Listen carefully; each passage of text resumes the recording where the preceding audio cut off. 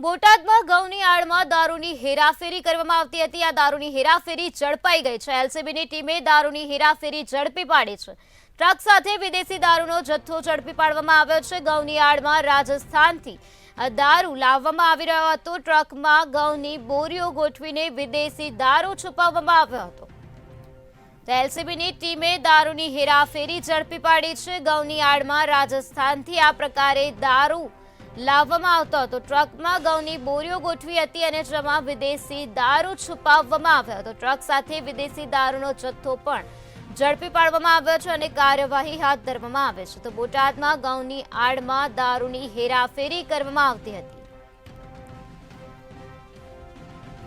એલસીબીની ટીમે તપાસ હાથ ધરતા એલસીબીની ટીમે દારૂની હેરાફેરી કરતા ટ્રકને ઝડપી પાડી છે। ટ્રક સાથે વિદેશી દારૂનો જથ્થો પણ ઝડપી પાડ્યો છે। ઘઉંની આડમાં રાજસ્થાનથી આ પ્રકારની હેરાફેરી કરવામાં આવતી હતી। ટ્રકમાં ઘઉંની બોરીઓ ગોઠવીને વિદેશી દારૂ છુપાવવામાં આવ્યો હતો।